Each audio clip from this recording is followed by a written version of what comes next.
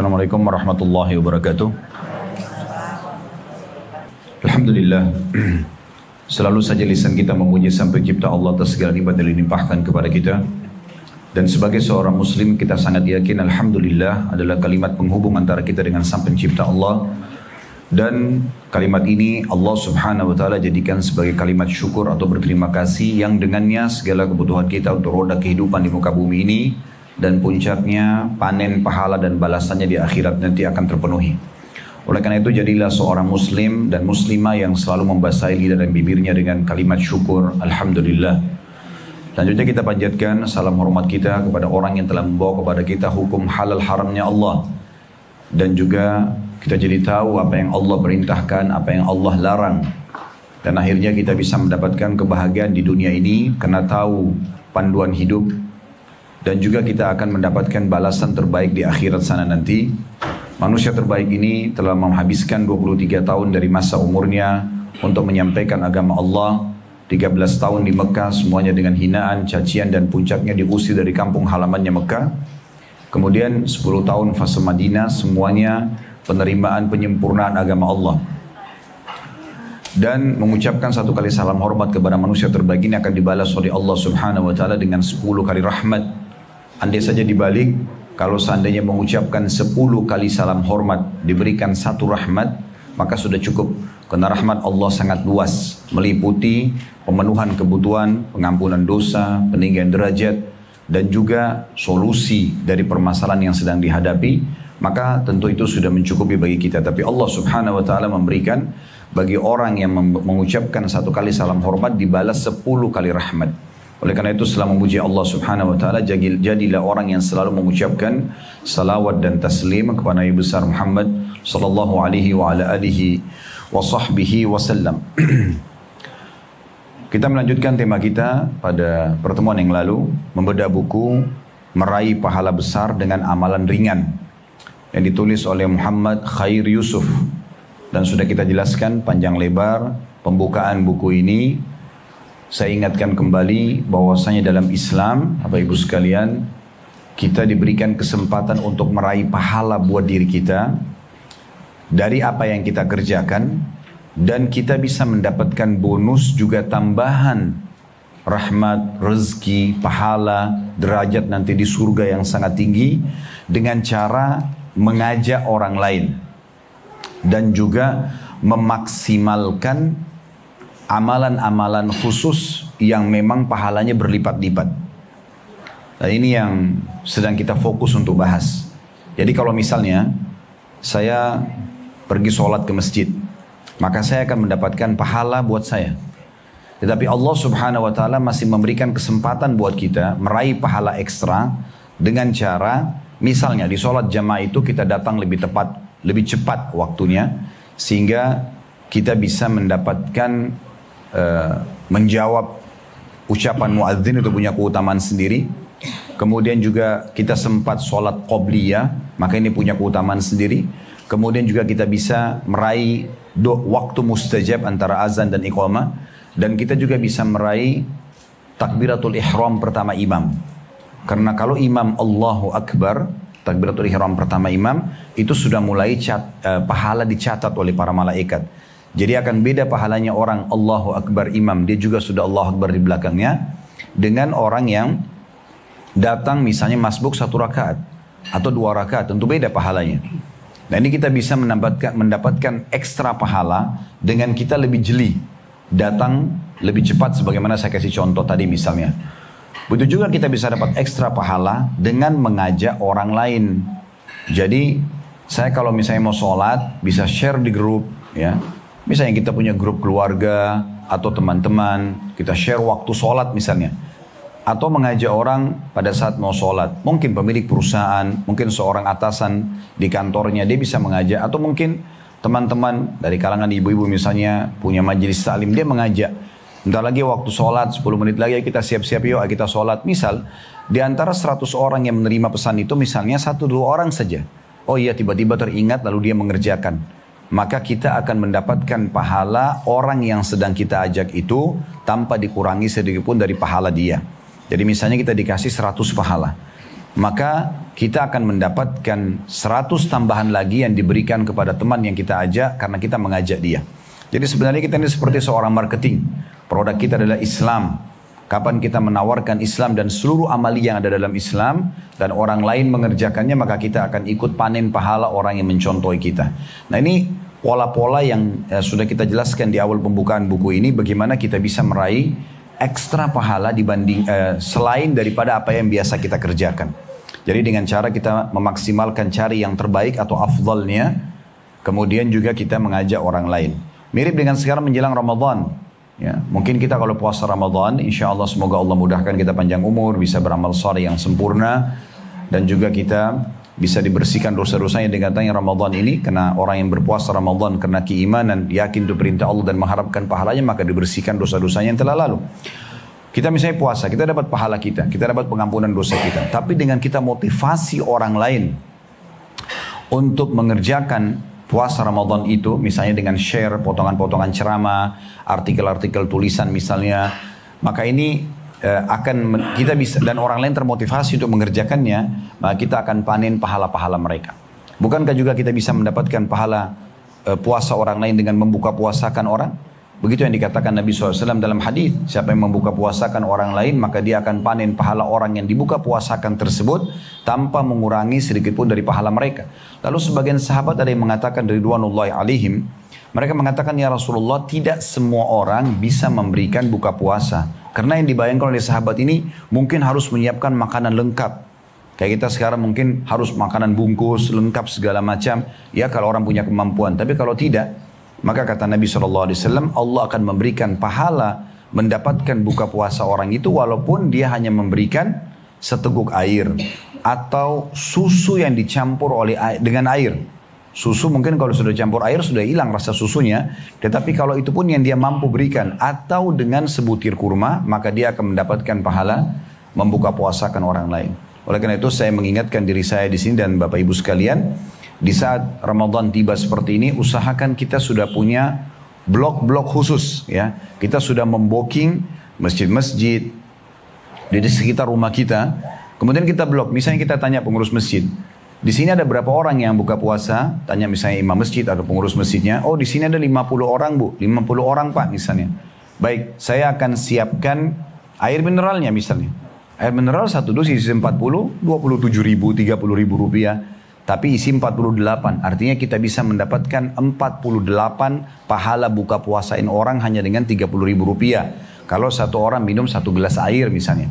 Apalagi kalau kita bisa siapin kurma, kita bisa siapin yang lain, maka ada ekstra pahala. Karena berbuka puasa dengan kurma adalah sunnah Nabi SAW. Ini contohnya, bagaimana kalau kita blok misalnya semua masjid, satu masjid untuk 1 bulan. Misalnya kita nyumbang satu hari satu dus saja, 30 ribu rupiah misalnya untuk 48 gelas.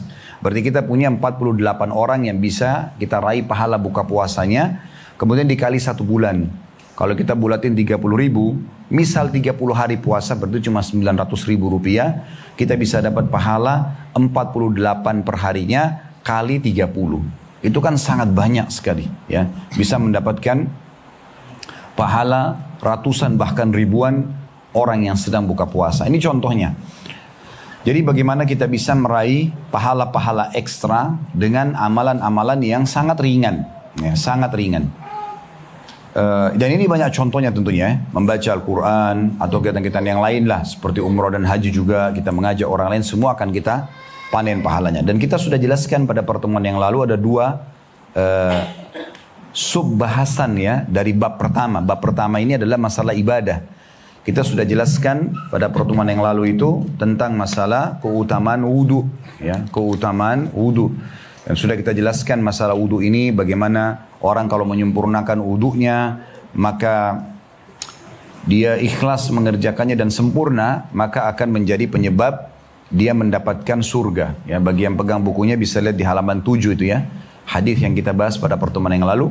Begitu juga orang wudhu dianjurkan sebelum tidur misalnya, atau setiap kali batal wudhu dia wudhu lagi.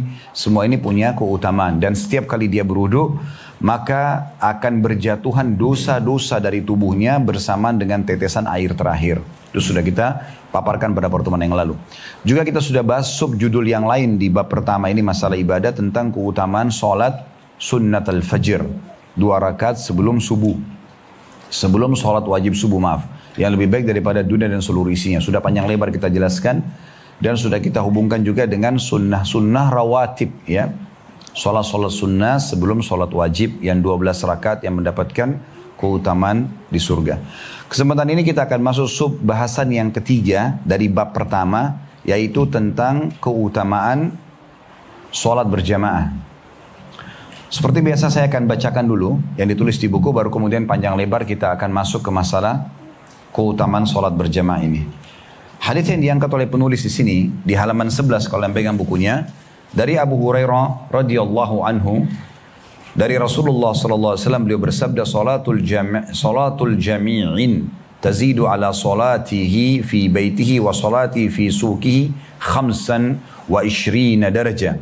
Fa inna ahadakum idza tawadda'a fa ahsana wa atal masjida la yuridu illa as-salat lam yakhtu khatwatan illa rafa'ahu Allah biha darajah wa hatta anhu khati'atan hatta yadkhul al-masjid wa idza dakhala al-masjida kana fi salatin ma kanat tahbisu wa tusalli ya'ni alayhi al-malaikatu ma dama fi majlisihi alladhi yusalli fi Allahumma ighfir lahu Allahumma arhamhu ma lam yu'dhi yuhdith.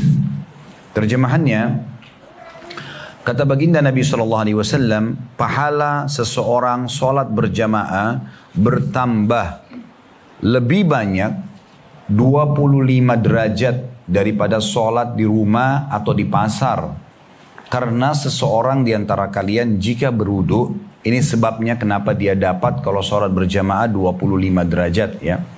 Karena seseorang di antara kalian jika berwudu lalu membaguskan dan menyempurnakan wudunya, lalu datang ke masjid hanya untuk sholat, maka tidaklah dia melangkah setiap langkah kakinya, melainkan Allah mengangkatnya 1 derajat. 1 langkah kaki 1 derajat di surga, dan menghapus darinya 1 langkah lagi 1 kesalahan sampai dia masuk ke masjid. Jadi kalau langkah kaki kanan peninggian derajat, langkah kaki kirinya pengampunan dosa. Berapa langkah dia melangkah, begitulah dia dapatkan nanti insya Allah di akhirat. Dikatakan, dan apabila dia masuk ke masjid, lalu dia tetap dalam keadaan sholat, selama sholat menahannya. Maksudnya kalau ada orang misalnya masuk antara azan dan iqamah ke masjid, dan dia sholat sunnah qobliyah misalnya, sambil nunggu iqamah tetap dia duduk, maka dihitung dia seperti mengerjakan sholat wajib itu sampai dia keluar dari masjid. Atau dia menunggu antara duhur ke asar misalnya, atau maghrib ke isya, dia nggak pulang, dia duduk aja, karena lagi tidak ada kegiatan, dia tunggu. Maka selama dia nunggu 2 waktu sholat itu, setiap saat berjalan pahalanya seperti mengulang-ulangi sholat wajib tersebut. Di sini saya ulangi lagi kata Nabi SAW, dan apabila dia masuk masjid, dia tetap dalam keadaan sholat selama sholat menahannya. Maksudnya dia tidak meninggalkan masjid karena menunggu sholat yang setelahnya. Para malaikat selalu mendoakannya selama dia masih berada di majlis tempat sholatnya. Dengan doa, ya Allah ampunilah dia, limpahkanlah rahmat kepadanya, selama dia tidak menyakiti sesama dan tidak berhadath atau membatalkan wudunya. Nanti kita rincikan hadits ini ya. Saya bacakan dulu. Di situ ada tulisan makna, masih saya bacakan yang di buku dulu secara letter-let ya. Wa idza dakhala al-masjid kana fi salatin, apabila dia telah masuk masjid, maka dia dalam kondisi salat adalah dia dihukumi seperti halnya orang yang salat dari sisi pahalanya, walaupun dia tidak sedang salat. Jadi saya kasih contoh, selesai salat qobliyah duhur misalnya, dia tetap duduk dulu sampai tunggu iqamah, walaupun misalnya 5 menit, 10 menit, maka dihitung dia seperti mendapatkan pahala sholat berjamaah walaupun belum dia kerjakan. Begitu juga kalau selesai salam, tetap dia duduk, dia nggak keluar dari masjid sampai nunggu sholat setelahnya, maka juga pahala sholat berjamaah itu berjalan. Nah itu maknanya. Kemudian dikatakan makna yang selanjutnya, makanat tahbisuhu, selama sholat yang menahannya, yakni tidak ada yang menahannya untuk keluar dari masjid selain penantiannya terhadap sholat setelahnya. Jadi kalau orang cuma nunggu karena janjian sama teman nggak dapat ini, ya. Atau hanya karena keperluan ingin ketemu sama orang misalnya, ya. Atau hanya sekedar meramaikan masjid, bukan karena menunggu sholat tidak dapat keutamaan ini. Jadi hanya bagaimana pengaturan niat saja. Kemudian setelahnya saya tambahkan ya ini. Jadi kita membahas dua subbab ya. Kalau bab utama kan bab ibadah ya. Di halaman 13-nya dari Abdurrahman bin Abu Amrah, dia berkata, Uthman bin Affan radhiyallahu anhu memasuki masjid usai sholat maghrib. Lalu dia duduk sendirian. Kemudian aku duduk menemaninya. Maka Uthman berkata kepadaku, wahai anak saudaraku, aku mendengarkan Rasulullah SAW bersabda, man shallal isya'a fi jama'atin faka'annama qama nisfal lail, wa man shallal subha fi jama'atin faka'annama shallal laila kullah. Barang siapa yang sholat isya dengan berjamaah, seakan-akan dia telah sholat setengah malam. Dan barang siapa yang sholat subuh dengan berjamaah, seakan-akan dia telah sholat semalam penuh. Ya, jadi dua hadits ini akan kita panjang lebar bahas insya Allah. Baik, kita akan rincikan kedua buah hadits insya Allah ini panjang lebar dengan beberapa penjelasan ya. Kita akan mulai dulu penjelasan tambahan daripada hadits ini. Nanti terakhir kita akan tutup dengan bagaimana hukum ibu-ibu ya. Mana lebih afdol, sholat di rumah atau sholat di masjid. Kita akan jelaskan nanti itu. Dan apa hukumnya para wanita pergi ke masjid. Karena kita sedang bicara sholat berjamaah di masjid ya. Namun sebelumnya, hukum ini kalaupun sholat di masjid tetap berlaku bagi wanita dan bagi laki-laki. Karena ibu bisa saja memilih ke masjid atau di rumah. Itu yang pertama. Yang kedua, ibu-ibu yang masih Allah amanahkan memiliki suami bisa mengingatkan suaminya, yang punya saudara bisa ingatkan saudaranya, yang punya paman, ayah, ya, kemudian anak laki-laki, ponakan, kan dia juga tahu hukum. Kalau dia tahu hukum, dia bisa ingatkan mereka. Maka sangat penting. Hal ini juga kami ingatkan kalau kami sedang dulu di depan para bapak-bapak, kalau kita membahas tentang di masalah fikih misalnya bab haid. Laki-laki tidak ada yang haid, apakah apa penting mereka mengetahui? Iya. Karena mereka punya istri, mereka punya ibu, mereka punya tante, mereka punya saudari, punya anak perempuan yang mungkin butuh nanti penjelasan tentang hukum tersebut. Ya, dia pun sangat berhubungan dengan itu. Karena ada hukum-hukum syar'i, tidak bolehnya laki-laki menggauli istrinya di kemaluan pada saat haid. Ini kan ada hukum syar'i, dia harus paham gitu. Baik, kita akan mulai dulu umumnya sholat berjamaah. Yang pertama, sholat berjamaah itu kalau kita kerjakan, kita berarti menjalankan sunnah Rasulullah SAW. Ini penting sekali, ya, karena banyak orang menganggap remeh tentang sholat berjamaah. Sholat berjamaah ini, ya, baik di rumah ataupun di masjid, lebih afdal dikerjakan berjamaah. Ya. Ibu-ibu pun kalau mau sholat di rumah, tetap lebih afdal berjamaah. Mungkin ngajak, pembantu rumah tangganya, mungkin dia ngajak siapa yang ada di rumah bisa berjamaah, kecuali betul-betul ibu sendirian di rumah, ya apa boleh buat gitu kan. Tapi selama ada orang bisa diajak berjamaah, maka kerjakan secara berjamaah. Ada sebuah asar dari Abdullah bin Mas'ud radhiyallahu anhu ya, yang berbunyi, man sarrahu an yalqallaha ghadan musliman, siapa yang ingin bertemu dengan Allah nanti esok, maksudnya di hari kiamat, dalam keadaan muslim yang sempurna. Saya ulangi, barang siapa yang ingin bertemu dengan Allah nanti di hari kiamat dalam kondisi statusnya muslim yang sempurna, fal yuhafid ala haula'is salawat haitsu yunada bihin, maka dia seharusnya selalu menjaga sholat berjamaah ketika diseru untuk menghadirinya. Ketika disuruh untuk menghadirinya. Jadi begitu azan tidak ada aktivitas lain. Selesai, ditutup semuanya. Mau meeting miliaran pun, triliunan pun diberhentikan. Mau sepenting apapun pertemuan ya, atau kegiatan kita diberhentikan. Karena seruan azan hayya ala shalah, hayya ala falah, ayo mengerjakan sholat, ayo menuju kepada kemenangan. Ini adalah seruan dari Sang Pencipta Allah secara langsung. Muadzin itu hanya perantara. Oleh karena itu siapapun muadzinnya, mau orang Arab, mau orang Melayu, mau orang hitam dari Afrika, mau orang bule di Eropa dan Amerika sana, sama saja seruannya. Jadi sebenarnya kita sedang menjawab seruan Sang Pencipta Allah Subhanahu wa taala. Setiap orang salat akan mendapatkan kemenangan. Begitulah yang diucapkan setiap muadzin, hayya 'alas shalah, hayya 'alal falah. Maka di sini dikatakan dalam hadis, ya, siapa yang ingin bertemu dengan Allah di hari kiamat nanti dalam kondisi statusnya muslim yang sempurna, maka dia harusnya menjaga sholat-sholat wajib tersebut ya, ketika diseru untuk menghadirinya secara berjamaah. Kemudian fa innallaha syara'a li nabiyyikum sallallahu alaihi wasallam sunanal huda. Ketahuilah, kata Abdullah bin Mas'ud radhiyallahu anhu, sesungguhnya Allah telah mensyariatkan bagi nabi kalian petunjuk-petunjuk yang baik. Wa innahunna min sunanil huda. Dan ketahuilah, menjaga sholat berjamaah itu adalah termasuk petunjuk-petunjuk Nabi yang baik. Begitu azan, sholat ya, gitu. Maksudnya ini berjamaah maksudnya. Walau annakum sallaitum fi buyutikum kama yusalli hadzal mutakhallifu fi baitihi la taraktum sunnata nabiyyikum walau taraktum sunnata nabiyyikum la dhalaltum. Kalau seandainya, kata Abdullah bin Mas'ud, kalian malah sholat di rumah kalian dan sebagaimana yang banyak orang-orang lalai mengerjakannya, maksudnya azan tidak mau ke masjid. Ini masih bicara secara umum ya, terutama kaum laki-laki. Sengaja dia nggak mau ke masjid, sudah dengar azan.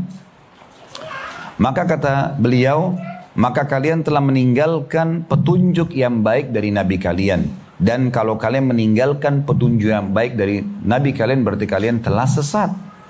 Jauh dari ajaran yang benar. Maka ini yang disebutkan oleh Abdullah bin Mas'ud radhiyallahu anhu. Ibnu Allan Asy-Syafi'i rahimahullah, ini seorang ulama dalam madhab Syafi'iyah, menanggapi hadis ini. Beliau mengatakan, jika kalian melaksanakan sholat di rumah kalian, makna hadis ya, wahai para laki-laki terutama, jika kalian sholat di rumah kalian, ya, yang dimaksud adalah sholat wajib sendirian, atau bagi laki-laki mengerjakan sholat berjamaah tapi di rumah, nggak ke masjid dia, laki-lakinya ya. Sehingga tidak nampaklah syiar Islam karena sedikitnya orang yang hadir ke masjid. Sebagaimana itu dilakukan oleh orang-orang yang betul-betul meremehkan perintah ini. Maka kalian berarti telah meninggalkan ajaran Nabi kalian yang memerintahkan untuk menampakkan syiar sholat berjamaah di masjid. Jika kalian melakukan seperti ini, niscaya kalian akan sesat. Sesat adalah lawan mendapatkan petunjuk. Tentu jangan disalahpahami makna sesat di sini ya. Maksudnya adalah sesat lawan petunjuk. Banyak orang subhanallah kadang-kadang menganggap kan itu cuman sunnah. Misal, kalaupun orang menganggap sholat berjamaah di masjid berpegang pada pendapat yang mengatakan misalnya sunnah, tetap aja sunnah harus dikerjakan. Dan pendapat yang paling kuat adalah pendapat jumhur ulama yang mengatakan bagi laki-laki wajib sholat berjamaah di masjid. Kecuali orang punya uzur, sakit misalnya, dia ketiduran, atau ada uzur, musafir, uzur. Tapi kalau tidak ada uzur, maka tidak boleh dia sholat di rumah. Ya, tidak boleh dia sholat di rumah. Karena ada sebuah hadis yang sahih, di mana Nabi SAW mengatakan kurang lebih makna terjemahannya, saya ingin sekali, kata Nabi SAW, menyuruh seseorang untuk menjadi imam, dan memerintahkan muadzin untuk mengiqamahkan salat, ya, mengumandangkan iqamah salat. Kemudian aku keluar dan membawa kayu bakar dan membakar rumah-rumah orang atau kaum laki-laki yang tidak ikut berjamaah. Maka Imam Ahmad rahimahullah dari riwayat ini mengatakan, berarti salat berjamaah di masjid bagi laki-laki hukumnya wajib. Karena Nabi SAW mengancam akan membakar rumah orang yang tidak pergi salat berjamaah di masjid, ya. Ini pendapat jumhur ulama di antara Imam Ahmad rahimahullah. Tapi dalam madhab Syafi'iyah ada pendapat Imam Syafi'i mengatakan sunnah muakkadah, sunnah yang sangat ditekankan. Ya, karena beranjak daripada hadis tadi yang kita bacakan ya. Salat seseorang di antara kalian di masjid lebih afdal 25 derajat dibandingkan sholat di rumahnya atau di pasarnya. Hadis ini tidak ada ancaman. Ya, maka Imam Syafi'i mengatakan rahimahullah berarti sunnah muakkadah, sunnah yang sangat ditekan. Tapi walaupun sunnah tetap tidak boleh ditinggalkan. Ya, maka ini perlu ditekankan tentunya. Kemudian hal yang kedua harus diperhatikan, hadis yang baru saja kita pelajari.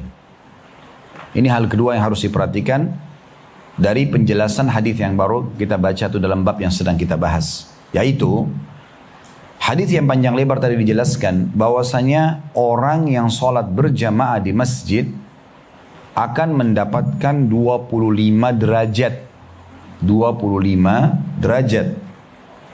Abdullah bin Abbas radhiyallahu anhu menukil pendapat mengatakan bahwasanya 1 derajat perbandingannya dengan derajat yang lainnya adalah antara langit dan bumi.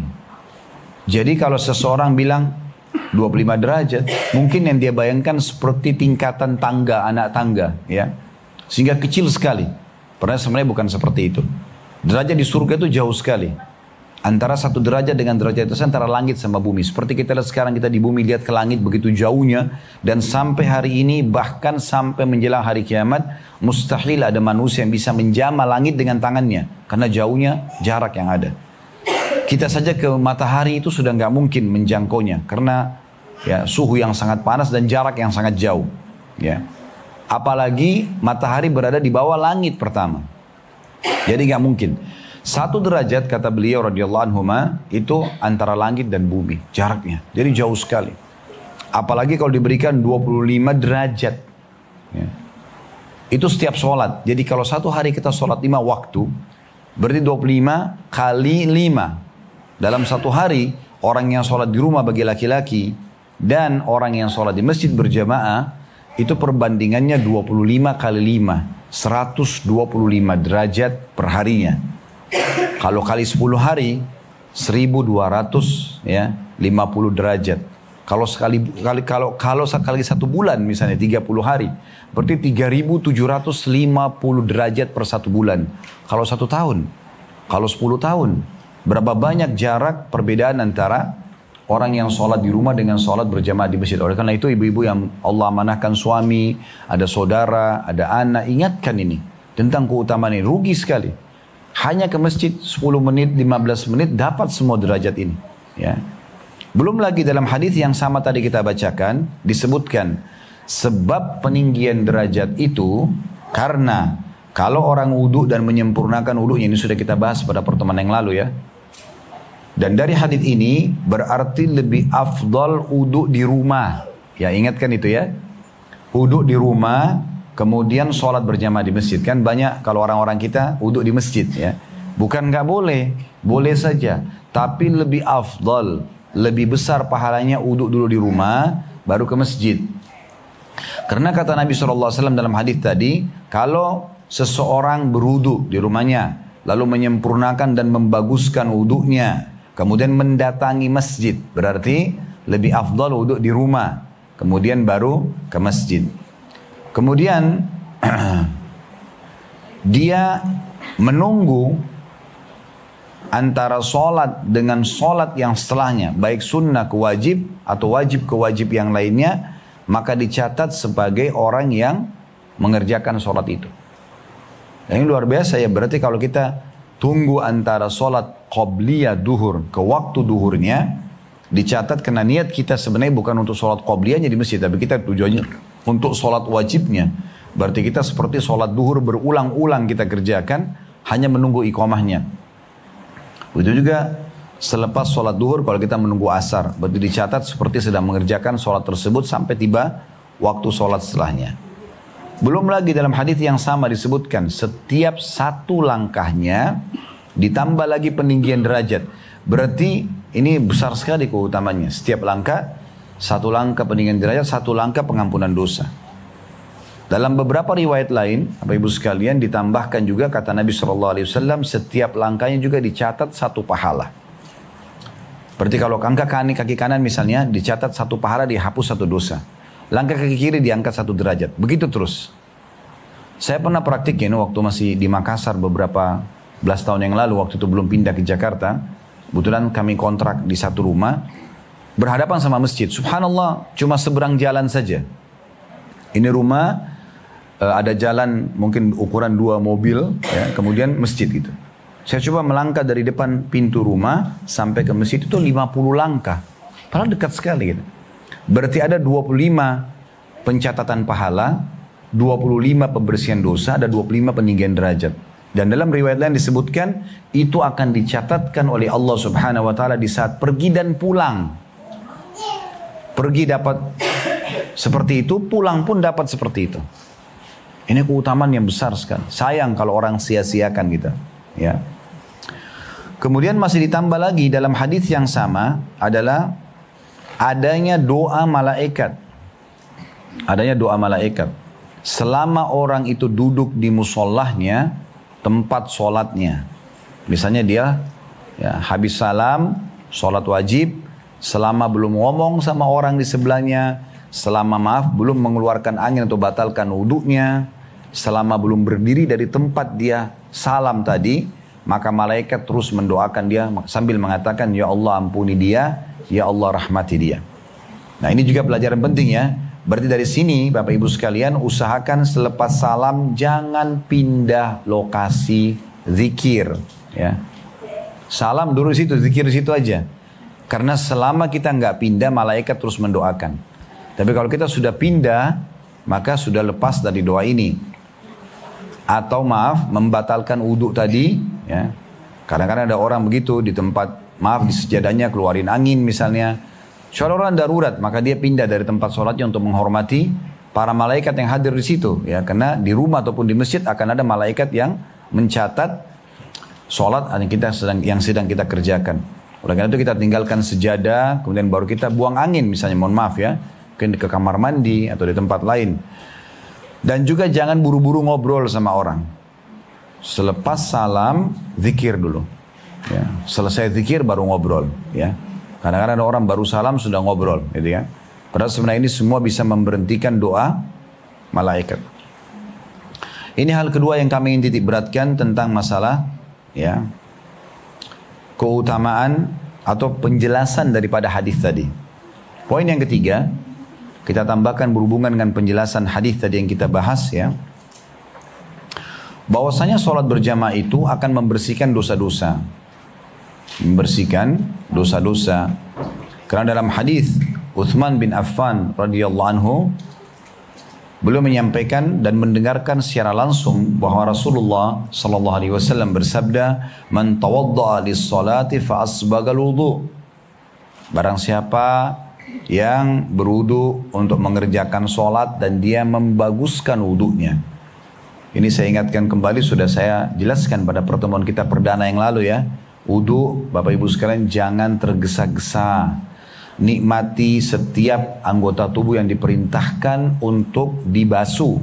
Ya, telapak tangan ada batas minimal. Kalau bisa dilebihkan, sudah kita jelaskan pertemuan yang lalu ya.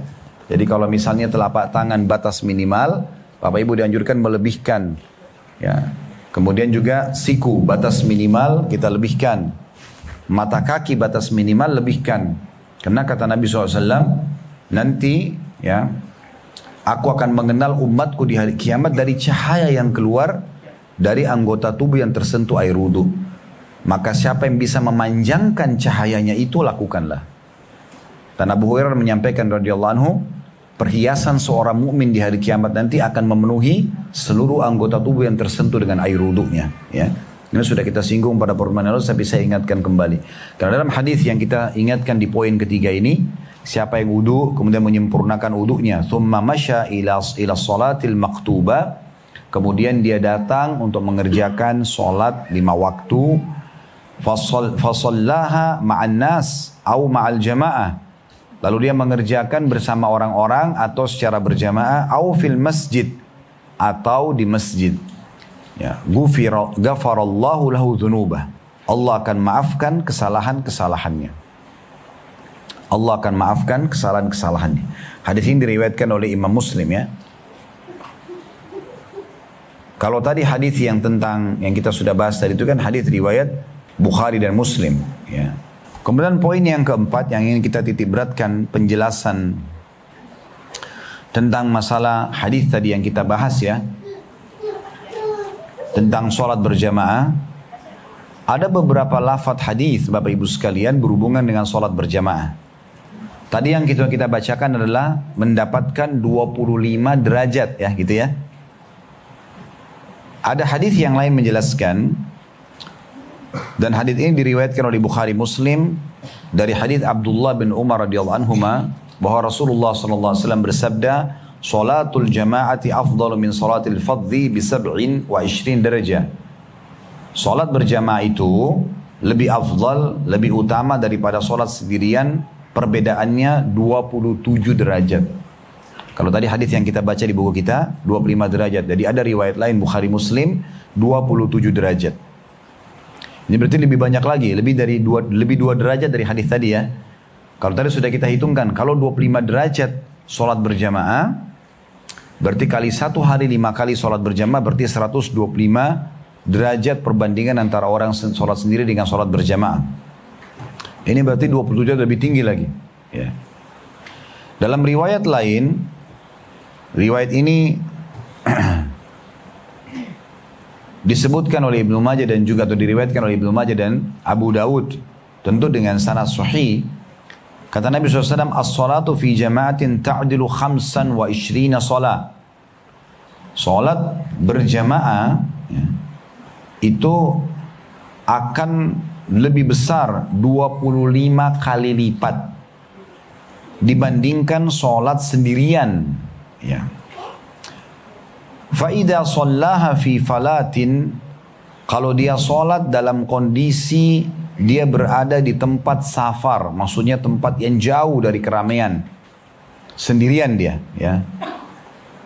Fa'atamma ruku'aha wa sujudaha, dia sempurnakan ruku' dan sujudnya, balagat 50 salatan, akan dinilai 50 kali lipat sholat ya. Artinya kalau dia musafir pun lalu dia tetap sholat berjamaah, ya, maka dia akan mendapatkan bisa sampai 25 kali lipat. Walaupun dia jamak qasar, ya, walaupun dia menjamak, menggabung, dan juga mengqasar, memangkas yang 4 rakaat jadi 2 rakaat, tetap mendapatkan keutamaan ini. Tetap mendapatkan keutamaan ini. Nah ini butuh sedikit penjelasan, Bapak Ibu sekalian. Penjelasannya adalah, bahwasanya orang yang sholat berjamaah, rasionalnya ini ya, kalau seandainya ada orang yang ditawarkan bekerja di satu perusahaan, perusahaan A dan perusahaan B, waktunya sama, jarak tempuhnya sama, jenis pekerjaannya sama ya, tetapi beda dari sisi gajinya. Perusahaan A memberikan kita 1 juta rupiah, perusahaan B memberikan kita 25 juta rupiah. Ingat, pekerjaan sama, jarak tempuhnya sama, ya. Juga aktivitasnya sama, pekerjaannya sama. Maka kira-kira yang mana kita pilih? Gaji 1 juta rupiah atau gaji 25 juta rupiah? Tentu orang kalau menggunakan akal sehat, dia akan pilih 25 juta rupiah. Toh sama, jarak tempuhnya, ya. Kemudian jenis pekerjaannya sama, gitu kan? Kenapa dia harus memilih yang 1 juta? Kenapa dia nggak pilih 25? Ini rasionalnya. Berarti orang kalau sholat berjamaah milih di rumah misalnya, terutama bagi laki-laki, maka dia memilih 1 juta rupiah dan dia biarkan yang jaraknya dekat sekali dari rumahnya, karena rata-rata alhamdulillah kayak kita di Indonesia, masya Allah, musola dan masjid itu bertetangga semuanya, sangat mudah, ya. Terlebih lagi kayak kita di sekitar ya Jakarta atau Jabodetabek ini sangat luar biasa masjid itu. Saya juga berapa kali keliling hampir di seluruh wilayah Indonesia juga sama. Masjid dan musola sangat berdekatan ya. Kecuali beberapa wilayah yang sangat terpencil mungkin. Itu mungkin sedikit ada jarak. Tapi tetap aja dengan sedikit menuju ke sana, jalan sedikit menuju ke sana, kita akan dapatkan 25 kali lipat ya. Diangkat lagi 25 derajat atau 27 derajat. Jadi 2 hal ini bisa kita dapatkan ya. Kita bisa mendapatkan 25 kali lipat nilai sholat, dan kita juga mendapatkan 25 kali lipat derajat nanti di surga. Jadi sangat rugi kalau laki-laki tidak ke masjid ini untuk mengerjakan sholat berjamaah. Sekarang kita tinggal masuk ke masalah sholat bagi wanita, ya, sholat bagi wanita. Bagi wanita, kita akan bahas secara khusus di sini ya. Walaupun mereka boleh pergi ke masjid, tetap lebih afdal di rumah. Tapi yang perlu kita jawab pertanyaan di sini, bolehkah wanita sholat berjamaah di masjid untuk mengejar keutamaan tadi? Nah ini yang butuh jawaban. Kan tadi kita sudah tahu keutamaannya besar sekali ya. Setiap langkah ada peninggian derajat, pengampunan dosa, dicatatkan satu pahala, gitu kan. Kemudian sholat berjamaah juga itu punya keutamaan sendiri, ya. Karena ada hadis yang perlu Bapak Ibu tahu.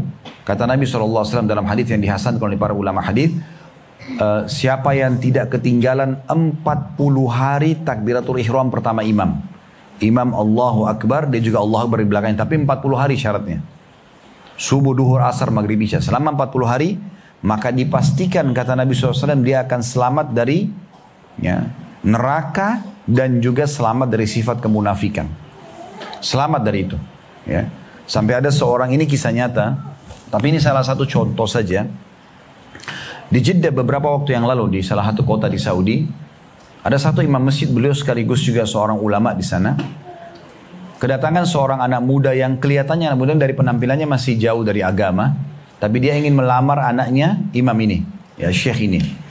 Maka syekhnya memberikan syarat, kalau kau ingin melamar anak saya memberikan syarat dan saya akan terima lamaran kamu kalau kamu memenuhi syarat itu. Yaitu kamu harus hadir 40 hari sholat di masjid ini bersama saya, berjamaah. Saya ingin lihat, begitu salam kamu ada di situ. Atau begitu saya sebelum takbiratul ihram saya balik ke makmum, saya akan lihat kamu ada selama 40 hari. Kalau kamu penuhi itu, kamu akan saya terima lamarannya. Maka anak muda ini cerita.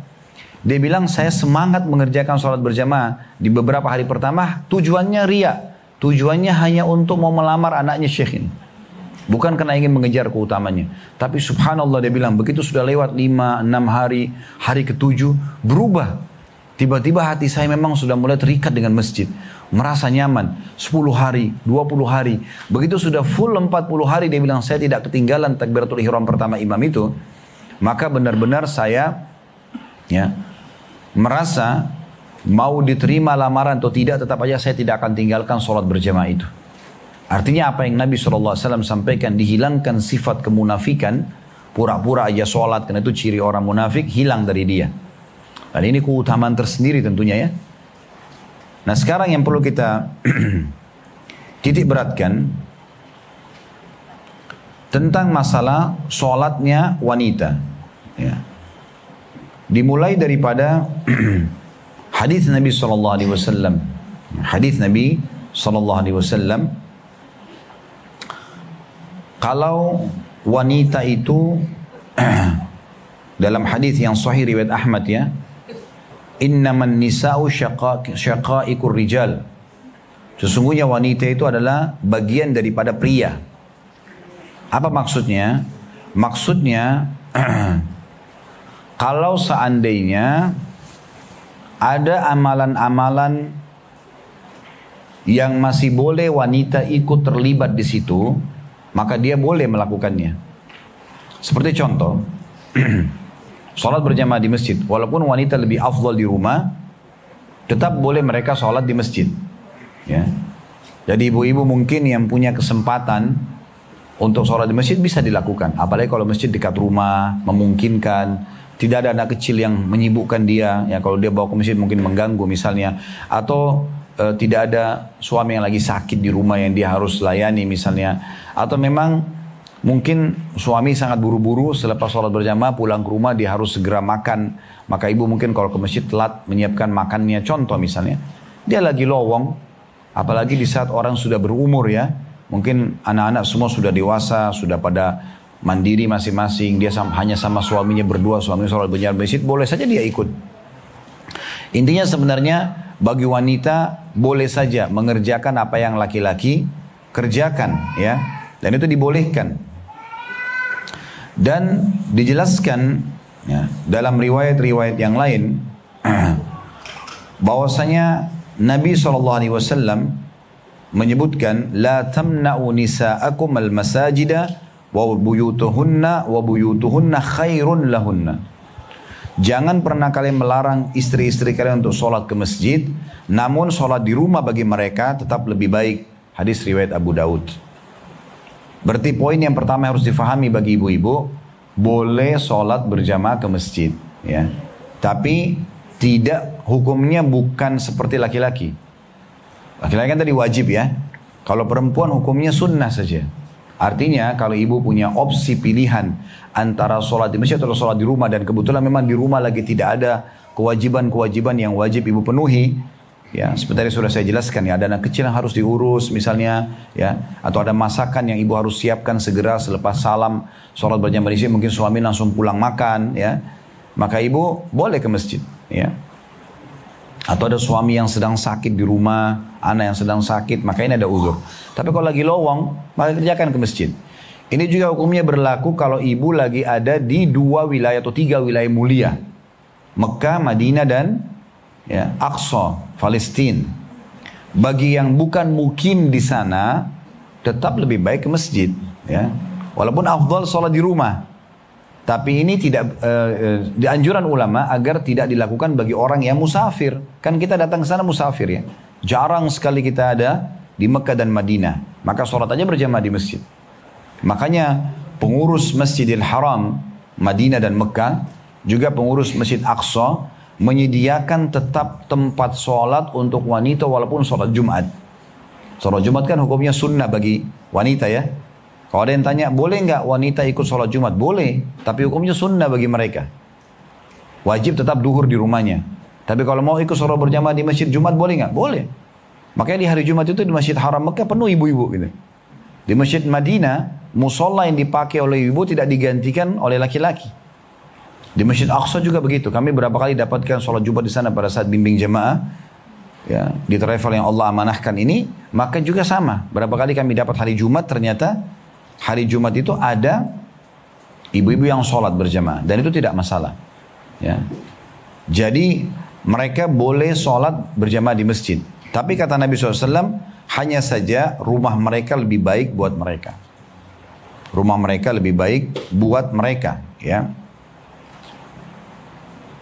Kalau ada di antara ibu-ibu yang mau sholat di masjid, paling tidak penuhi 3 syarat. Paling tidak penuhi, kalau bukan 3 sih ya, 5 syarat mungkin. Ya. Syarat yang pertama, itu harus izin dulu. Izin suami kalau ada suami, dan izin dengan walinya atau mahramnya ya. Kayak dia izin dari ayahnya kalau sebelum menikah ya. Atau jadi janda misalnya, maaf. Kemudian dia izin sama walinya, ayahnya, kakak kandungnya atau adik kandungnya yang menjadi mahram yang sudah balik. Kemudian juga pamannya, pengganti ayahnya, maka dia izin. Sesuai dengan hadis Nabi SAW, idza sta'dzanakum nisa'ukum ilal masajidi fa'dzanu lahunna. Jika istri kalian izin pada kalian untuk ke masjid, maka izinkanlah mereka. Hadis riwayat Muslim. An-Nawawi membawa hadis ini dan mengatakan bab khusus keluarnya wanita ke masjid jika tidak menimbulkan fitnah dan selama tidak menggunakan harum-haruman. Itu babnya Imam Nawawi rahimahullah. Tapi dari hadis ini kita bisa lihat berarti wanita izin dulu kalau mau keluar ke masjid. Apakah saya kalau ke masjid dapat semua keutamaan tadi Ustaz? Setiap langkah pengampunan dosa, peninggian derajat, pencatatan 1 pahala, dan itu keutamaan tidak luput dari takbiratul ihram pertama imam? Iya, dapat semuanya. Tapi kalau ibu sholat di rumah tetap lebih afdal bagi ibu. Tentu di sini tidak ditarik hukum bagi laki-laki ya. Jadi laki-laki itu punya uzur, tadi kita sudah sampaikan. Dalam riwayat yang lain dari Abdullah bin Umar radhiyallahu anhuma, bahwasanya aku mendengarkan Rasulullah SAW bersabda, la tamna'u nisa'akum al-masajida idza sta'dzanakum, ya, idza sta'dzannakum ilaiha. Janganlah kalian menghalangi istri-istri kalian menuju ke masjid. Jika mereka meminta izin pada kalian, maka izinkanlah dia. Kemudian Bilal sempat berkata pada saat itu, waktu Abdullah bin Umar sampaikan hadis ini sahabat Nabi yang lain, Bilal radhiyallahu anhu masyhur, muadzin Nabi, mengatakan, wallahi lam na'unnahun, demi Allah pasti kami akan larang istri-istri kami. Maka Abdullah bin Umar pada saat itu pertama kali marah dengan Bilal, dan marah dengan sangat luar biasa. Beliau mengatakan kepada Bilal, ya, aku mengatakan dan mengabarkan kepadamu hadis Rasulullah SAW, lalu kau mengatakan kami demi Allah akan melarang istri-istri kami. Nabi SAW tidak melarang mereka untuk ke masjid. Kenapa kamu larang? Gitu kan? Maka berarti di sini poin pertama tentang masalah izin, harus izin, ya. Dan ini sebenarnya masuk juga dalam umumnya, ya. Kalau seorang istri kalau mau keluar, mau kemana saja wajib izin sama suaminya, ya. Dan ini tentu izin kalau hal-hal yang dibolehkan dalam agama. Haram hukumnya seorang muslimah izin keluar rumah untuk maksiat, tidak boleh. Dia bilang sama suaminya, saya mau pergi ke rumah teman saya, tapi dia tahu ke rumah temannya nanti buat maksiat, itu tidak boleh. Izin ini tidak berlaku, apalagi kalau dia bohong, ya. Dia bilang saya akan pergi pengajian, padahal sebenarnya bukan ke pengajian, ya. Malah pergi kafe, malah pergi gosip-gosipin orang. Nah, ini malah dapat tambah dosa, gitu. Berbohong, ya. Atau dia atur sama temannya mengatakan misalnya, nanti kalau suami saya tanya kamu bilang saya sama kamu, padahal sebenarnya tidak, ya. Ini haram. Tapi kalau dia izin untuk kebaikan kayak silaturahim keluarga, hadiri majelis taklim, sholat berjamaah di masjid, jenguk orang sakit, ya. Itu contoh kegiatan-kegiatan sosial. Misalnya ada bagi-bagi buka puasa atau apa dan suaminya izinkan, maka itu tidak masalah. Yang kedua yang harus diperhatikan adalah tidak boleh pakai wangi-wangian menuju ke masjid ini, ya. Kecuali memang yang dasarnya melekat di tubuh, ya. Kayak misalnya ibu-ibu mandi habis pakai sampo, pakai sabun, oke saja, nggak ada masalah. Atau hand body, ya. Itu beda. Tapi kalau parfum yang disemprot yang bisa menyengat bagi lawan jenis ini nggak boleh, ya. Itu diambil daripada hadis riwayat Muslim dari Abu Hurairah radhiyallahu anhu bahwasanya Nabi SAW bersabda, ayyamam ra'atin asabat bakhuran, wanita manapun yang memakai parfum atau harum-haruman, fala tashhad ma'ana al-isya al-akhirah, jangan ikut menghadiri sholat isya bersama kami. Nabi SAW larang. Dan khusus di sini dikatakan tentang masalah sholat berjamaah, ya, ke masjid. Dilarang karena khawatirnya nanti kalau ke masjid wangi-wangi, terus kemudian ketemu dengan laki-laki, tadinya niatnya ibadah malah mengganggu, ya, malah menggoda. Dan dalam riwayat lain, istri Abdullah bin Mas'ud, namanya Zainab, radhiyallahu anhu majma'in, mengatakan bahwa Rasulullah SAW mengatakan kepada para wanita, idza syahidat ihdakunnal masjidah fala tamas tiban. Jika salah seorang dari kalian wahai para wanita ingin mendatangi masjid untuk sholat, maka jangan memakai harum-haruman atau wangi-wangian. Hadis riwayat Muslim. Juga dalam sebuah athar disebutkan, pernah satu kali ada wanita menuju ke masjid di masa Nabi SAW, dan waktu itu orang wanita ini pakai parfum yang sangat menyengat, berpapasan dengan Abu Hurairah, ya, sebelah-sebelahan jalan sebenarnya. Maka Abu Hurairah sempat mencium bau wanginya. Maka beliau pun langsung mengatakan kepada wanita tersebut, pulanglah wahai hamba Allah ke rumah, mandilah seperti mandi junub untuk menghilangkan wangi itu, kemudian baru kamu ke masjid.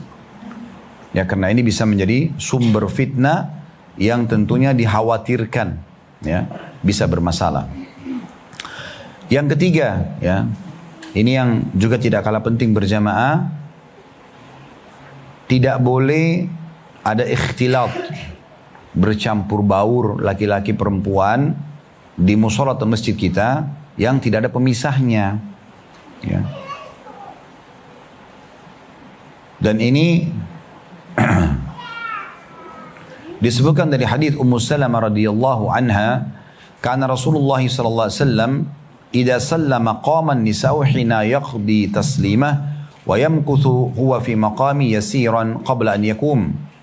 Bahwasanya Rasulullah SAW ketika salam, para wanita pun berdiri dari tempat sholat mereka. Beliau SAW sendiri tetap berada di tempatnya beberapa saat hingga beliau berdiri, ya, maksudnya hingga beliau menilai bahwasanya para wanita sudah keluar, ya, dari masjid tersebut, ya. Qala nara wallahu a'lam anna dhalika kana likay yansarifa an-nisa qabla an yudrikhunna ahadu minar rijal. Kata Ummu Salamah radhiyallahu anha, kami melihat bahwasanya Rasulullah SAW melakukan itu agar memberikan kesempatan para jemaah wanita keluar dulu. Dan agar para jemaah laki-laki mencontohi Nabi SAW dan tidak bercampur baur dengan kaum wanita. Ya. Ini perlu digarisbawahi tentunya, bahwasanya tujuannya adalah agar tidak bercampur baur. Tapi kalau misalnya masjid atau musola dekat rumah kita memang pintu wanita sendiri, pintu laki-laki sendiri, mungkin tidak ada masalah. Ya, karena terpisah. Kita masuk, wanita masuk di pintu belakang masjid misalnya, atau sebelah kiri masjid, atau sebelah kanan masjid, pisah dengan pintu laki-laki, masuk dan keluar, maka tidak ada masalah. Tapi di masa Nabi SAW pernah mereka memiliki satu pintu. Ya. Jadi di mana laki-laki masuk dan perempuan masuk sama. Maka Nabi SAW memberikan contoh, beliau tidak keluar terlebih dahulu sampai para wanita keluar dulu. Kemudian yang perlu digarisbawahi juga, ini tidak kalah penting ya. Tidak boleh wanita sholat berjamaah dengan laki-laki yang bukan mahramnya kalau cuma berdua. Cuma berdua aja. Misalnya, ibu masuk ke musola atau masjid, nggak ada orang sama sekali, kecuali ibu sama satu bapak, bapak itu nggak dikenal. Bukan mahram kita. Maka itu tidak dibolehkan. Ya. Itu sesuai dengan hadis Nabi SAW yang umum ya. Hadis riwayat Ahmad. Dan ini disahihkan oleh Syekh Ar-Aranud. Ala la yakhluwanna rajulun bimra'atin la tahillulah. Sungguhnya setiap laki-laki tidak boleh berduaan sama wanita yang tidak halal bagi dia. Fa inna thalithuhuma syaitan illa mahram. Sesungguhnya yang ketiganya pasti syaitan, ya, kecuali mahramnya. Kecuali mahramnya. Ya, jadi ini memang peringatan ya. Agar jangan sampai sholatnya itu berdua-duaan saja, ya, berdua-duaan saja. Jadi ini dilarang. Dan pendapat ulama umumnya ya, jumhur ulama mengatakan tidak boleh seorang wanita yang sholat sendirian diimami oleh laki-laki yang bukan mahramnya, kecuali keadaannya. Misal ibu masuk ke satu masjid atau musola, ada pemisah hijabnya misalnya. Kemudian ada satu bapak, misal dia sendiri juga di musola masjid. Lalu dia berteriak, misalnya dia mengatakan, ada orang di masjid nggak? Ada orang di musola nggak? Saya ibu mengatakan iya. Ibu mau sholat, ibu mengatakan iya misalnya. Lalu dia sholat di depan, tapi ibu nggak ketemu sama dia. Terpisah dengan hijab. Ini berarti masuk dalam pembolehan karena masalahnya adalah ada hijab.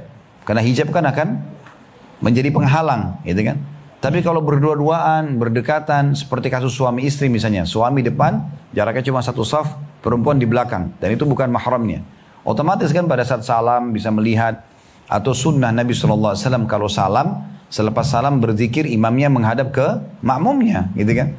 Nah ini semua dikhawatirkan terjadi pelanggaran-pelanggaran. Ya. Kemudian kita akan tutup teman-teman sekalian di poin ini ya, tentang masalah afdaliyahnya wanita sholat di rumah ya. Dan kalau sholat berjamaah, misalnya ibu mau sholat sama anak perempuannya, sama pembantu rumah tangganya, sama teman-temannya, maka bagaimana caranya sholat berjamaah wanita? Bagaimana kalau ibu jadi imam? Kan kita sudah tahu ya, kalau imamnya laki-laki, maka imamnya di depan, perempuannya di belakang, sebelah kanan kan gitu. Saya ibu sholat sama suami. Tapi kalau ibu imamnya wanita, seperti apa? Dengarkan hadisnya. Disebutkan dalam sebuah riwayat. Ya. Riwayat Abdul Razzaq, Darul Qutni, Al-Hakim, Al-Baihaqi. Dan hadis ini hadis sahih ya. Diriwayatkan oleh Abdul Razzaq, Ad-Darul Qutni, kemudian Al-Hakim dan juga Al-Baihaqi. Disebutkan anna Aisyata ammatahunna wa qamat bainahunna fi salatin maktuba. Bahwasanya Aisyah radhiyallahu anha pernah mengimami para wanita dan beliau berdiri sejajar dengan mereka ketika melaksanakan salat wajib. Jadi jaraknya antara imam sama makmum sama rata. Ya. Jangan ibu jadi imam, ibu di depan, wanitanya di belakang. Jemaah wanitanya tapi bersebelahan. Mau satu jemaah atau lebih sama. Jadi dibentuklah ya semua kiri kanannya. Ibu misalnya jadi imam di tengah-tengah, di sebelah kanan wanita yang lain misalnya empat orang. Kalau misalnya untuk ukuran 4 orang kanan, diisi dulu sebelah kanan, kemudian sebelah kiri imam. Baru kemudian kalau penuh baru pindah ke belakang. Kalau imamnya wanita, ya. Kalau imamnya wanita. Begitu juga disebutkan dalam riwayat lain. Diriwayatkan juga oleh Abdul Razak, Ibnu Abi Syaibah dan Al-Baihaqi bahwasanya ammatana, ini kata Hujairah binti Husain radhiyallahu anha. Beliau mengatakan ammatana Ummu Salamah fi salatil asri qamat bainana. Bahwasanya Ummu Salamah pernah mengimami kami para wanita ketika sholat asar dan beliau berdiri di tengah-tengah kami. Beliau berdiri di tengah-tengah kami. Ini cara sholat berjamaahnya. Sementara yang tadi saya janjikan bahwasanya sholat ya, wanita di rumah lebih afdal, hadisnya adalah riwayat Abu Daud dengan sanad hasan. Dikatakan karena Rasulullah SAW yazuruha fi baitiha. Ini tentang seorang wanita ya yang pernah dikunjungi oleh Nabi SAW. Tepatnya namanya Waraqah radhiyallahu anha. Beliau sudah sangat berumur. Nabi SAW pernah berkunjung di rumahnya. Kemudian ya, waja'ala laha mu'adzinan. Nabi SAW memerintahkan agar Waraqah memiliki seorang muadzin, yu'adzina laha, untuk azan untuk dia, ya, untuk wanita yang di rumahnya. Wa amaraha anta umma ahla dariha. Lalu memerintahkan agar Waraqah mengimami para wanita yang ada di rumahnya. Qala Abdurrahman fa ana ra'aitu muadzinuha syaikhan kabiran. Dan aku melihat sendiri bahwasanya muadzinnya Waraqah adalah seorang bapak yang sangat tua. Ya. Jadi maksudnya adalah bapak yang sudah tidak mampu menuju ke masjid. Dan dalam hal ini juga perlu kami tambahkan, kalau ibu-ibu mau sholat di rumah, boleh langsung sholat kalau sudah masuk waktu walaupun tidak azan, cukup dengan azan yang ada di sekitar kita. Atau kalau mau azan, maka yang azan laki-laki, kalau ada muazzinnya. Ya. Boleh laki-laki itu azan, ya, kemudian lalu ke masjid misalnya dia sholat, bisa saja. Atau orang yang sangat tua tidak memungkinkan dia ke masjid, boleh dia jadi muazzin. Atau paling simple, ibu nggak usah sholat, ya, nggak usah pakai azan atau muazzin, langsung saja sholat berjamaah di rumah. Nah ini gambaran tentang masalah ya sholat berjamaah tadi dari hadis ini. Terakhir kita tambahkan hadis kedua. Itu kan tadi mas hadis pertama ya tentang sholat berjamaah. Hadis kedua tadi tentang keutamaan sholat subuh dan isya berjamaah. Ya, karena tadi ada hadis kita sebutkan masalah itu ya. Hadis tadi yang masyhur yang tadi sudah kita bacakan. Sabda Nabi SAW, man sholal isya fi jamaah, siapa yang sholat isya berjamaah, faka'anna maqama nisfal lail, pahalanya sama dengan dia melaksanakan sholat tidak berhenti setengah malam.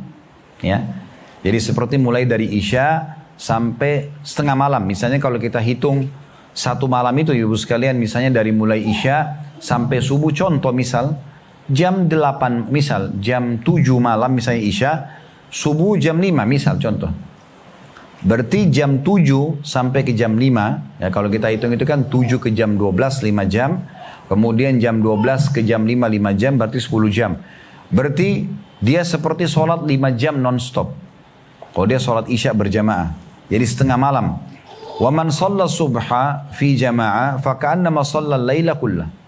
Dan siapa yang sholat subuh berjamaah, maka sama dengan dia ya melaksanakan sholat semalam penuh. Riwayat lain berarti dia seperti menyempurnakan setengah yang tersisa. Hadits itu tadi diriwayatkan Imam Muslim ya. Ada hadis yang lain riwayat Tirmidzi. Kalau tadi kan hadis itu yang baru kita baca di buku kita ya. Sekarang kita tambahkan hadis lain. Riwayat Tirmidzi, kata Nabi SAW, "Man syahida al-isya'a fi jama'atin, kana lahu qiyamu nisfu lailah." Siapa yang menghadiri sholat isya berjamaah, maka baginya sholat separuh malam. "Wa man shalla al-isya'a wal fajra fi jama'ah, kana lahu ka qiyami lailah." Siapa yang sholat subuh berjamaah, siapa yang sholat isya dan subuh, dua-duanya berjamaah di masjid, maka pahalanya sama dengan dia, atau seperti dia sholat semalam suntuk. Dalam riwayat lain, hadis riwayat Imam Muslim juga, kata Nabi SAW, "Walau ya'lamuna ma fil atamata was subhi la'atauhuma walau habwa." Andai saja orang-orang mengetahui besarnya pahala yang Allah janjikan di subuh dan isya, maka mereka niscaya akan mendatangi keduanya walaupun harus merangkak. Nah, ini tentang keutamaan khususnya subuh dan isya. Dan disebutkan dalam riwayat lain, memang dua sholat ini kenapa diberikan keutamaan yang lebih besar dibandingkan sholat lainnya, subuh dan isya, karena sholat dua sholat ini sholat yang paling berat bagi orang munafik. Sholat yang paling berat bagi orang munafik. Ya. Orang munafik itu kalau waktu isya mereka sudah tidur, ya, di zaman Nabi SAW, di masa sekarang mungkin mereka lebih lalai, banyak kegiatan yang lain, mereka tidak kerjakan isya, di waktu subuh juga mereka tidur. Oleh karena itu diberikan keutamaan lebih dalam masalah ini. Sebagaimana hadis riwayat Imam Bukhari Muslim, kata Nabi SAW, "Laisa salatu athkalu alal munafiqina min salatil fajri wal isya." Ketahuilah tidak ada solat yang lebih berat bagi seorang yang munafik dibandingkan solat subuh dan solat isya. Walau ya'lamuna ma fihima la'atauhuma walau habwa. Dan kalau mereka mengetahui apa yang Allah janjikan di kedua solat itu, mereka akan mendatanginya walaupun merangkak.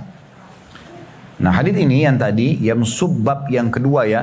Tadi subbab pertama kita bahas tentang keutamaan solat berjamaah dengan segala macam rinciannya. Sekarang kita masuk tentang rincian lebih dalam tentang keutamaan 5 waktu solat ya.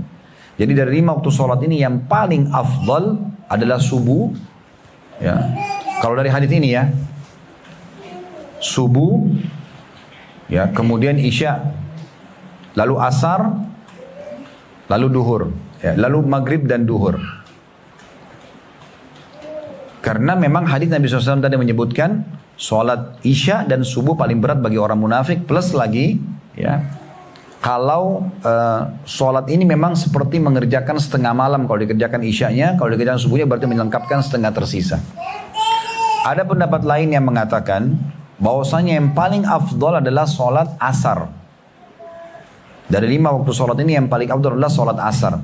Karena Allah berfirman dalam Al-Quran, "Hafidhu ala sholawati was sholatil wusta." Al-ayat. Jagalah sholat kalian ya, dan terutama sholat pertengahan. Pendapat ulama banyak tentang masalah sholat pertengahan, tapi yang paling kuat adalah mengatakan sholat asar. Maksudnya pertengahan. Subuh sama duhur dianggap seperti sholat pagi, maghrib dan isya sholat malam. Di waktu malam maksudnya. Jadi asar tengah-tengah. Dan ada hadis Nabi SAW yang berbunyi, siapa yang ketinggalan sholat asar, maka seperti dia sudah kehilangan seluruh dunia dan apapun yang dia miliki. Maka pendapat kedua mengatakan lebih afdol sholat asar, lalu datang subuh dan isya, kemudian baru maghrib dan duhur. Tentu 5-5-nya ini semua adalah sholat wajib ya. Tetapi kalau kita mau lihat susunannya, maka yang paling afdol sebagaimana sudah kami jelaskan tadi. Ada pendapat yang mengatakan subuh dan isya, kemudian asar, kemudian baru maghrib dan duhur. Tapi ada yang mengatakan juga asar dulu, kemudian subuh dan isya, baru kemudian maghrib dan duhur. Tapi semua tetap punya keutamaan ya. Ini punya keutamaan. Dan sebab tadi kenapa sholat isya dan sholat subuh lebih afdol, karena paling berat bagi orang munafik. Sebagai tambahan juga informasi, perlu Bapak Ibu garis bawahi, dimakruhkan orang tidur selepas maghrib karena dikhawatirkan kehilangan isyanya. Makanya Nabi SAW disebutkan dalam riwayat sangat membenci untuk tidur selepas maghrib. Tapi kalau selepas isya justru anjuran Nabi SAW tidur lebih cepat. Dan itu. Kecuali memang ada hal-hal darurat ya, baru kita boleh melebihkan waktu kita selepas isya. Nah ini juga tambahan informasi tentunya. Allahu a'lam. Kalau benar dari Allah, kalau salah dari saya mohon dimaafkan. Subhanakallahumma bihamdika, asyhadu an la ilaha illa anta astaghfiruka wa atubu ilaik. Wassalamualaikum warahmatullahi wabarakatuh.